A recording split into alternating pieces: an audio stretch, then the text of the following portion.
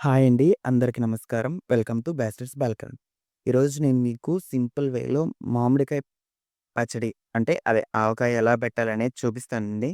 అయితే నేను బ్యాచిలర్ అండి. ఆ విషయం మీకు అందరికీ తెలుసు. అయితే మా రూమ్‌లో ఉన్న బ్యాచిలర్స్ అదే మా ఫ్రెండ్స్, అలాగే మా పక్క రూమ్‌లో ఉన్న బ్యాచిలర్స్ వాళ్ళు, మా పక్క పోర్షన్ వాళ్ళు అందరం కలిసి మామిడికాయ పిక్కలు పెట్టామండి. అదే ఆవకాయ పెట్టాము. ఎలా వచ్చిందంటే టేస్ట్ ఒక ఆసమ్ అంతే. అదొక ఎమోషన్. మామిడికాయ అంటేనే ఒక ఎమోషన్. ఆవకాయ పిక్కలంటే ఎవరికి నచ్చదు చెప్పండి? ఎవ్వడైనా తినాల్సిందే. ఇష్టం లేనివాడు కూడా కాస్త నెయ్యి వేసి, ఆవకాయ వేసి, కాస్త వైట్ రైస్ వేసి పెట్టామంటే అబ్బా! అంటూ తింటాడు. పులిహోరలో కూడా ఆవకాయ పచ్చడి బావుంటుందండి. సరే ఎప్పుడైనా ట్రై చేయండి. నేను చెప్పడం అని కాదు. ట్రై చేయండి. అయితే మేము ఏం చేసామనే ప్రాసెస్ అనేది డీటెయిల్‌గా ఎక్స్‌ప్లెయిన్ చేస్తానండి. అయితే మా బ్యాచిలర్స్ అంతా ఏం చేశారంటే, ఒకరు ముక్కలు కొట్టారు, ఒకరు మామిడికాయలు కడిగి తొడిమలు తీశారు, ఒకరు ఆవాలు, మెంతులు, జీలకర్ర ఇవన్నీ కలిపి మిశ్రమాన్ని ఫ్రై చేశారు, ఒకరు పొడి చేశారు, ఒకరు నాకు కలపడానికి అన్నీ అందిస్తున్నారు. కాబట్టి నేను ఇంత సక్సెస్‌ఫుల్‌గా ఈ పికిల్‌ని పెట్టగలిగానండి. అయితే ఇప్పుడు మీకు నేను చూపిస్తున్నాను గదండీ క్లియర్‌గా. వన్ బై వన్ ప్రాసెస్ చెప్తాను ఎలా చేశాను అనేది. మీకేదైనా డౌటున్నా, మీకేదన్నా ఇబ్బందనిపించినా నాకు కామెంట్ రూపంలో తెలియజేయండి. అలాగే నేను కూడా ప్రాసెస్ అనేది ఒక పేపర్ మీద రాసి మీరు పోస్ట్ చేయమంటే పోస్ట్ చేస్తాను. లేదు అంటే మీరు నా ప్రాసెస్ చూసైనా చేసుకోవచ్చు. అయితే నేను పచ్చడి పాడవకుండా ఉండడానికి 2 టిప్స్ చెప్తానండి. నంబర్ 1 ఏంటంటే ఆయిల్ ఎక్కువుండాలి. ఫస్ట్ థింగ్ ఆయిల్ ఎక్కువుండాలి. సెకండ్ థింగ్ ఏంటంటే కారం, ఉప్పు సమపాలలో ఉండాలి. సమపాలలో అంటే ఈక్వల్‌గా ఉండాలి. లేదా కొద్దిగా టేస్ట్ మనకి ఓకే.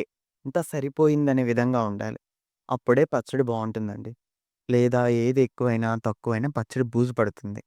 కొంతమంది ఎలా ఫీల్ అవుతుంటారంటే లైక్ వాళ్ళుకి పచ్చడి పెడితే పాడవుతుంది అని. పచ్చడి పాడవడానికి 2 మెయిన్ రీజన్స్ ఉంటాయండి. ఫస్ట్ ఏంటంటే ఆయిల్ సరిపోకపోవడం. ఆయిల్ తక్కువేయడం వల్ల కూడా పచ్చడి బూజొస్తుంది ముక్క మునగక. సెకండ్‌దేంటంటే అండి, మనము ఇవన్నీ వేస్తాం కదా! కారం, ఉప్పు అన్నీ వేస్తాం కదా! ఉప్పు ఎక్కువ అవ్వడం, లేదా కారం ఎక్కువ అవ్వడం, లేదంటే ఏదైనా మసాలా ఎక్కువ అవ్వడం, లేదంటే ఏదైనా తేమ తగలడం, తడి తడిగా ఉండడం, అలాగే ముక్కలు ఆరకపోవడం, ఇలాంటి విషయాల వల్ల పచ్చడనేది బూజొస్తుందండి. కాబట్టి మీరు నన్ను ఫాలో అవ్వండి. అలాగే నేను చెప్పినట్లు మీరు గాని పచ్చడి పెట్టారంటే చాలా అంటే చాలా టేస్ట్ చూస్తారు. అండ్ మీరు వన్స్ ఆహ్, నా పచ్చడి ఫాలో అయ్యారంటే మీరే నాకు కామెంట్ చేస్తారు. చాలా వచ్చింది అని.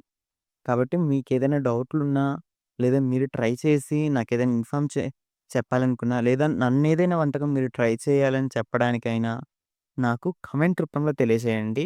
నేను ప్రతి ఒక్క కామెంట్ చదువుతాను. అలాగే నాకు కామెంట్ చేసిన వాళ్ళందరికీ నేను తప్పకుండా రిప్లై ఇస్తాను. అండ్ మీ అందరికి ఒక విషయం అండి. Thank you so much for 1,000 subscribers within 1 month. Thank you so much. And మీరిచ్చిన ఈ ఎనర్జీ వల్లే నేను ఇంకా వీడియోస్ చేయాలనే ఇంట్రెస్ట్‌తో ముందు ముందు ఇంకా మరిన్ని వీడియోస్ వస్తాయి. అండ్ ఇంకోటేంటంటే అండి బ్యాచిలర్స్ బాల్కనీ. బ్యాచిలర్స్ బాల్కనీ అంటే నేను ఆ నేమ్ పెట్టడానికి కారణం ఏంటంటే బ్యాచిలర్స్ ఎలా వండుకుంటారు? వాళ్ళ కుకింగ్ స్టైల్ ఏంటి? అండ్ వాళ్ళు ఎలా లైఫ్‌ని లీడ్ చేస్తుంటారు? ఎన్ని ప్రాబ్లమ్స్ ఫేస్ చేస్తారు ఇంటి దగ్గర నుంచి దూరంగా ఉంటూ, పేరెంట్స్‌కి దూరంగా ఉంటూ, ఊరికి దూరంగా ఉంటూ ఎన్ని ప్రాబ్లమ్స్ ఫేస్ చేస్తారు అనేది కూడా నేను ఈ బ్యాచిలర్స్ బాల్కనీలో క్లియర్‌గా ఒక్కొక్క వీడియోలో తెలియజేస్తాను. ఇప్పటివరకు నేను వంటకాలు ఎందుకు పెట్టానంటే మేము బ్యాచిలర్స్ అయ్యుండి కూడా ఇంత బాగా కుక్ చేసుకోగలం అని మీ అందరికి తెలియచేయాలనుకున్నానండి. అందుకే ఇప్పటి వరకు కూడా నేను కుకింగ్ వీడియోస్ పెట్టాను. ఇక మీదట కూడా కుకింగ్ వీడియోస్ వస్తాయి. వాటితో పాటు bachelors life style related videos కూడా వస్తుంటాయి. అయితే ఇప్పుడు నేను పచ్చడి ఎలా పెట్టాననేది క్లియర్‌గా ఎక్స్‌ప్లెయిన్ చేస్తానండి. ఫస్ట్ ఒక పాన్ తీసుకోండి. పాన్‌లో ఒక హాఫ్ కప్ ఆవాలు, అలాగే 1 లేదా 2 స్పూన్ల మెంతులు, అలాగే 3 లేదా 4 స్పూన్ల జీలకర్ర వీటన్నిటిని దూరగా వేయించాలండి. వేయించి ముందు పొడి చేసి పెట్టుకోవాలి. మిక్సీ పట్టుకొని అదొక పౌడర్, ఫైన్ పౌడర్‌లాగా చేసి పక్కన పెట్టుకోవాలి. అది ఫస్ట్ పాయింట్. సెకండ్ పాయింట్ ఏంటంటే వెల్లుల్లి రెబ్బల్ని కచ్చా పచ్చాగా దంచి పక్కన పెట్టుకోండి. ఇప్పుడు మనం మెయిన్ ప్రాసెస్‌లోకెళ్దాం. మెయిన్ ప్రాసెస్ ఏంటంటే మామిడికాయలు. నేనిక్కడ 12 మామిడికాయలు తీసుకున్నానండి ఎగ్జాక్ట్‌గా. అందులో ఒకటి పండిపోయింది. టోటల్ 11 మామిడికాయలు.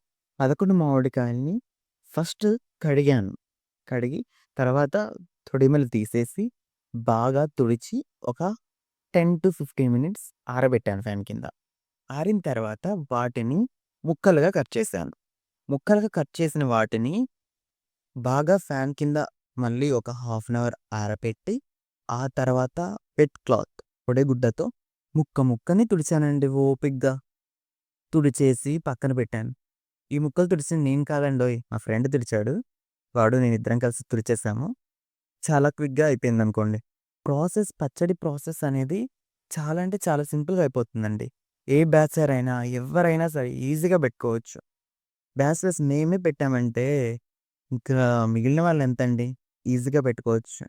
హౌస్ వైఫ్స్ అయితే ఇంకా డెడ్ ఈజీగా పెట్టుకోవచ్చు. మీరు బ్యాచిలర్స్ అయ్యుండి ఇంత పచ్చడి ఎందుకు పెడుతున్నారని అనుకోవచ్చండి. ఇంత పచ్చడి పెట్టడానికి రీజన్ ఏంటంటే, ఇప్పుడు మేము ఆఫీస్ నుంచి వస్తాము. ఒక్కోసారి లేట్ అవుతుంది. లేట్ అయినప్పుడు రైస్ ఉంటుంది. కర్రీ తెచ్చుకోలేము.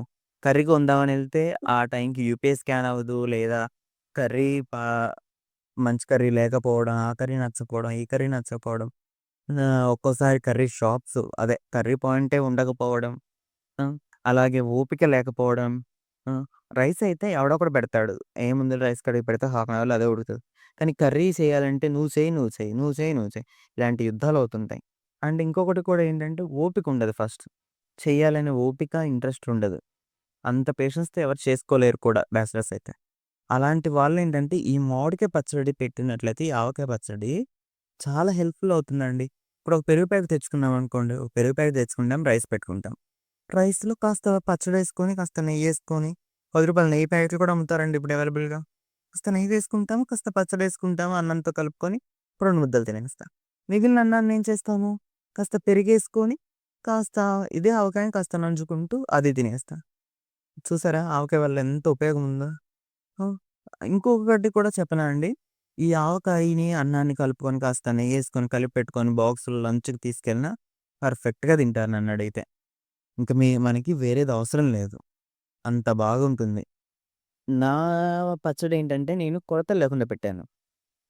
కొలతలంటే ఉరామరిగా పెట్టేసాను.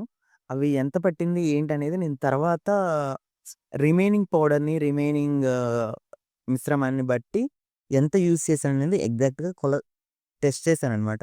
లైక్ వెయిట్ చేశాను ఎంతొచ్చింది ఏంటి అనేది. అయితే ఇప్పుడు ప్రాసెస్‌లోకెళ్తే ఆ కట్ చేసుకున్న ముక్కలు ఈలోపు ఆరిపోయి ఉంటాయి గదా! ఈ ఆరిపోయిన ముక్కల్ని ఫస్ట్ మనం ఒక బౌల్ తీసుకొని అందులో హాఫ్ లీటర్ ఆయిల్ వేయాలి. నేనిక్కడ విజయ పల్లి నూనె వాడుతున్నానండి. మామిడికాయ పచ్చడికి అంటే ఆవకాయకి మనం నువ్వుల నూనె కానీ, లేదా పల్లి నూనె కానీ వేసి యూజ్ చేశామంటే పచ్చడి చాలా బావుంటుంది. అంటే ఎక్కువ రోజులు నిల్వుంటుంది. ఇది కూడా గుర్తుపెట్టుకోండి. ఎక్కువ రోజులు నిల్వ ఉంటుంది. అయితే నేనేం చేశానంటే ఆ ముక్కలన్నిటిని అందులో వేసి ఆయిల్‌లో కొద్దిగా ముక్కలు వేస్తూ వాటిని ఒక 2 నిమిషాలు ఊరనిస్ అంటే ఆయిలు వాటికి పట్టేలా చేస్తూ ఆయిల్ పట్టిన తర్వాత ఆ ముక్కల్ని తీసి నేను ఏ బౌల్‌లో అయితే కలుపుకోవాలనుకుంటున్నానో ఆ బౌల్‌లో పెట్టేసాను. మీరిక్కడ చూస్తే ఏంటి బ్రో రైస్ కుక్కర్ అదే ఎలక్ట్రిక్ రైస్ కుక్కర్ గిన్నెల్లో పెట్టావని అంటారేమో. బ్యాచిలర్స్ కొంపలో ఇంకేముంటాయండి ఇవి కాకపోతే బ్యాచిలర్స్ హౌస్‌లో. ఇవే కదండీ ఉండేది. బ్యాచిలర్స్ మా దగ్గర ఏమి పెద్ద పెద్ద డగార్లు, అండీలు, పెద్ద పెద్ద డేక్సాలు ఉండవు కదండీ. మా దగ్గరుండేది ఆ రైస్ కుక్కర్ గిన్నెలో లేకపోతే 1, 2 నాన్ స్టిక్ ప్యాన్‌లో, ఎలక్ట్రిక్ స్టవ్వో ఇలాంటివే కదండీ. కాబట్టి నేను ఆ ఉన్న వాటితోనే పచ్చడి పెట్టానండి. అయితే పచ్చడి కాస్త ఎక్కువగా అవుతుంది అనిపించిందండి. అందుకని 2 గిన్నెలు తీసుకున్నాను. 2 రైస్ గిన్నెలు తీసుకొని అందులో సగం, ఇందులో సగం పెట్టానండి. నేను ఎక్కువ మోతాదులో ఎందుకు పెట్టానంటే, ఆ పక్క పోర్షన్ వాళ్ళున్నారు, మేమున్నాము. కొన్నిసార్లు కర్రీ వండుకోవచ్చు, వండుకోకపోవచ్చు. ఆహ్, అదే ఈ పచ్చడనేది ఉంటే ఒక ముద్ద వేడన్నం వేసుకొని, పచ్చడేసుకొని తిన్నామంటే అంతకంటే మనిషికి కావాల్సింది ఏంటండి చెప్పండి? కాబట్టి పచ్చడిని నేను చెప్పిన విధంగా తప్పకుండా ఫాలో అవ్వండి. అయితే నేను ఆ తీసుకున్న ముక్కల్లో ఏం చేశానంటే కారం, కారం వేశాను. నేను ఈ మధ్య అన్ని పచ్చడిలోకి ఆశీర్వాద్ కారం యూజ్ చేస్తున్నానండి. నాకు అనిపిచ్చింది. ప్లస్ బానే ఉంటుంది. టేస్ట్ అయితే బాగుంటుంది. ప్లస్ పచ్చడి పాడవట్లేదు. ఫస్ట్ ఆఫ్ ఆల్ పచ్చడి పాడవట్లేదు. సో, నేను మోస్ట్‌లీ ఆశీర్వాద్ కారంనే ప్రిఫర్ చేస్తున్నాను.